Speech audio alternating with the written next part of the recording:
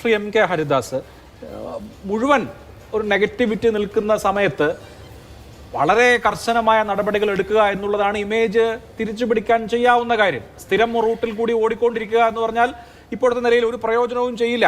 ഇപ്പോൾ ഇവിടെ ഒരു ഏരിയ കമ്മിറ്റി അംഗത്തെയോ അതല്ലെങ്കിൽ ആ നിലവാരത്തിൽ പ്രവർത്തിക്കുന്ന ഒരാളെയോ സംരക്ഷിച്ചതുകൊണ്ട് CPM പ്രത്യേകിച്ചൊരു നേട്ടവും കിട്ടാനില്ല താനും. അപ്പോൾ ഇത് താങ്കളും ഈ പറഞ്ഞ മറ്റ് പാനലിസ്റ്റുകളൊക്കെ നേരത്തെ പറഞ്ഞതുപോലെ പാർട്ടിയുടെ സംഘടനാ സംവിധാനത്തിനകത്ത് പരിഹരിച്ച് ഇല്ലാതാക്കേണ്ട വിഷയം എന്നുള്ളതിനേക്കാളും ഒരു പെർസെപ്ഷൻ വൈസ് നല്ലത് ഒരുത്തൻ ഞങ്ങളുടെ പാർട്ടി സംവിധാനം ഉപയോഗിച്ച് കള്ളത്തരം ചെയ്തു, അവനെ ഞങ്ങൾ പിടിച്ചു പൊക്കി നിയമ നടപടികൾക്ക് വിധേയമാക്കുന്നു എന്ന് പറയുന്നതല്ലേ കുറെ കൂടി നല്ലത്. തീർച്ചയായിട്ടും യാതൊരു സംശയവുമില്ല അഭിലാഷ്. ഈ വിവരം പാർട്ടിയുടെ ജില്ലാ ഘടകം അറിഞ്ഞിട്ടും പാർട്ടിയുടെ സംസ്ഥാന ഘടകം അറിഞ്ഞിട്ടും എനിക്ക് കിട്ടിയ വിവരം അനുസരിച്ചിട്ട് കുറച്ച് സമയമായിട്ടുണ്ട്. ഇതിപ്പോൾ പുറത്തേക്ക് വന്നിട്ടുള്ളത് കോൺഗ്രസ്സുകാരോ BJP-കാരോ ഒന്നുമല്ല പുറത്തേക്ക് എടുത്തിട്ട് ഈ വിഷയം ഇത്ര ഇഷ്യൂ ആക്കിയിരിക്കുന്നത്. ഇത് പാർട്ടിക്കുള്ളിൽ തന്നെ പാർട്ടിയുടെ ഇത്തരത്തിലുള്ള നാശങ്ങളിൽ അങ്ങേയറ്റം ദുഃഖിക്കുന്ന ഒരു വിഭാഗമാണ് ഈ വിഷയം ഇപ്പോൾ പുറത്തേക്ക് ആക്കിയതും നമ്മളൊക്കെ അത് അറിയാനുള്ള കാരണവും. ഞാൻ ഉറച്ചു വിശ്വസിക്കുന്നു മുഹമ്മദ് റിയാസ് അറിഞ്ഞുകൊണ്ട് തന്റെ പേരിൽ ഒരു 60 ലക്ഷം രൂപ ഒരു കച്ചവടം ഉറപ്പിക്കാൻ ഈ ഒരു ഭരണഘടനാ സ്ഥാപനമായ PSC പോലുള്ളത് ഉപയോഗിക്കുമെന്നൊന്നും ഞാൻ വിശ്വസിക്കുന്നില്ല. അതിന്റെ ആവശ്യം അദ്ദേഹത്തിനില്ല.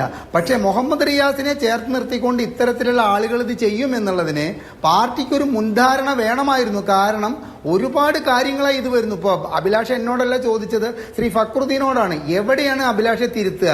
വിദ്യാർത്ഥി സംഘടനകളെ തിരുത്തുമോ, അതോ തൊഴിലാളി സംഘടനകളെ തിരുത്തുമോ, അതോ യുവജന സംഘടനകളെ തിരുത്തുമോ, അതോ പാർട്ടിയുടെ കേഡർ പാർട്ടി എന്നാ പറയുന്ന പാർട്ടിയുടെ മാതൃസംഘടനയെ തിരുത്തുമോ?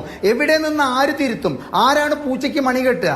ആ ചോദ്യം അവശേഷിപ്പിക്കുന്ന ഈ കാലഘട്ടത്തിൽ ഇത്തരമൊരു പരാതി വന്നെങ്കിൽ മുഹമ്മദ് റിയാസിനെ MK ഹരിദാസോ അല്ലെങ്കിൽ ഇവിടെ ഇരുന്ന് റജി ലൂക്കോസോ ഇത്തരത്തിലൊരു അപകടത്തിൽ ചെന്ന് മുഹമ്മദ് റിയാസ് ചാടില്ല എന്ന് പറയുന്നതിനേക്കാൾ താൻ സ്വയം അഗ്നിശുദ്ധി വരുത്തിക്കൊണ്ട് ഈ പ്രശ്നത്തിൽ നിന്നും രക്ഷ നേടണം. കാരണം ആ യുവാവായിട്ടുള്ള നേതാവിനെ കേരളത്തിൽ ഒരുപാട് ആൾക്കാർക്ക് ഇഷ്ടമാണ്. കാരണം അദ്ദേഹം ഇത്തരത്തിലൊരു 60 ലക്ഷം രൂപയുടെ അഴിമതി കാണിക്കില്ല എന്ന് തന്നെയാണ് ഈ വിശ്വാസം. പക്ഷേ ഇന്ന് വൈകുന്നേരം പച്ചക്കറി വാങ്ങാൻ വേണ്ടി ഒരു കടയിൽ പോയപ്പോൾ അവിടെ ഇത്തരം സംസാരിക്കുന്ന ആളുകൾ ചോദിക്കുന്ന ഒരു ചോദ്യത്തിന് പാർട്ടി മറുപടി പറയണം. CPM-ന്റേതായിട്ട് കഴിഞ്ഞ 8.25 വർഷത്തിൽ ഈ PSC-യിൽ കയറിക്കൂടിയവരൊക്കെ ഇത്തരത്തിലുള്ള പണം വാങ്ങിയിട്ടാണ് നിയമിച്ചത് എന്നുള്ള കാര്യം പ്രമോദ് സാറിന് അറിയാവുന്നത് കൊണ്ടാണോ ഇത്തരത്തിലൊരു കച്ചവടത്തിന്റെ ഡീലിന് വേണ്ടിയിട്ട് ഇറങ്ങിപ്പുറപ്പെട്ടത് എന്നുള്ളൊരു ചോദ്യം പോലും സാധാരണക്കാരായ പാർട്ടി പ്രവർത്തകർക്കിടയിൽ ഉണ്ട് എന്നുള്ളത് ഈ വിഷയത്തെ അങ്ങേയറ്റം ലഘൂകരിച്ച് കാണുന്നവർ മനസ്സിലാക്കുക.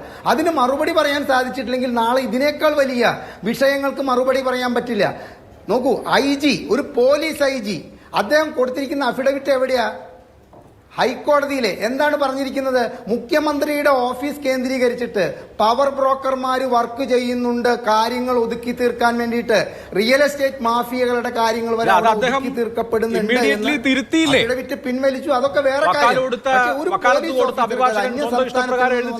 ചാർജ് എടുത്തിട്ടുള്ള ഒരു IGക്ക് വക്കാലത്ത് കൊടുത്ത അഭിഭാഷകൻ സ്വന്തം നിലയ്ക്ക് എഴുതി ചേർത്താണ് എനിക്ക് അങ്ങനെ അഭിപ്രായമില്ല എന്നൊക്കെ പറഞ്ഞ് അദ്ദേഹം ഇമ്മീഡിയറ്റ്ലി അത് തിരുത്തിയില്ല എന്ന് ചോദിക്കുകയാണ് ആ അഫിഡവിറ്റ്. നമുക്കത് വിശ്വസിച്ചു എന്ന് പറയാം അഭിലാഷേ, നമുക്കത് വിശ്വസിച്ചു എന്ന് പറയാനല്ലാണ്ട്. കാരണം അദ്ദേഹം നമ്മുടെ മുമ്പിലൊന്നും വന്നിട്ട് പറഞ്ഞിട്ടില്ല ഞാൻ എന്റെ ഇഷ്ടപ്രകാരം അല്ലാതെ അഭിഭാഷകന്റെ ഇഷ്ടത്തിന് എഴുതി ചേർത്തതാണെന്നൊന്നും പറഞ്ഞിട്ടൊന്നുമില്ല. ഇനിയിപ്പോൾ അങ്ങനെ തന്നെ ഇയാൾ ഇത്ര കൊച്ചാക്കിക്കൊണ്ട് ഒരു അഭിഭാഷകൻ അത് എഴുതത്തക്ക തോതിലുള്ള ഒരു ധാർഷ്ട്യം വന്നുവെങ്കിൽ ഇയാൾ ആ അഭിഭാഷകനെതിരെ എന്ത് നടപടിയാണ് അതിനുശേഷം എടുത്തത്? ഒന്നും എടുത്തിട്ടില്ല. ഞാനിപ്പോൾ അതിലേക്കല്ല കടക്കുന്നത്. അത്തരത്തിലുള്ള ആരോപണങ്ങളൊക്കെ വന്നിട്ടുള്ള ഒരു സാഹചര്യത്തിൽ പോലും അതൊക്കെ അങ്ങനെയൊന്നും ഇല്ല എന്ന് വരുത്തി തീർത്ത് മുൻപോട്ട് പോകുമ്പോൾ ഇത്തരത്തിലൊരു 60 ലക്ഷം രൂപ ഒരു ഭരണഘടനാ സ്ഥാപനത്തിന്റെ ഒരു മെമ്പർഷിപ്പ്, ഒരു മെമ്പറുടെ സ്ഥാനം വിൽക്കാൻ വേണ്ടി ഉപയോഗിച്ചു എന്ന് പറയുന്നത് ഇത്തരം ചർച്ചകളിലൂടെ ഇല്ല എന്ന് പറഞ്ഞുകൊണ്ട് ജനത്തെ വിശ്വസിക്കാൻ പ്രയാസമാണ്. ഇവിടെ ശ്രീ സുരേഷ് പറഞ്ഞത് തന്നെയാണ് എനിക്ക് പറയാനുള്ളത്. 78-ലെ DYFIയുടെ മെമ്പർഷിപ്പ് എടുക്കുമ്പോൾ എന്നെ ആ പാർട്ടിയിലേക്ക് ആകർഷിച്ച ഘടകം എന്താണെന്നറിയോ?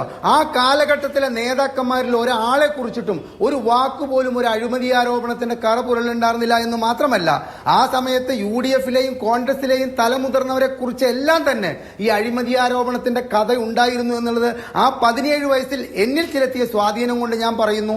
ഈ പ്രശ്നം പാർട്ടി അന്വേഷിച്ചാൽ പോരാ, പാർട്ടി പോലീസ് അന്വേഷിച്ചാൽ പോരാ, പാർട്ടി കോടതി തീർപ്പ് കൽപ്പിച്ചാൽ പോരാ.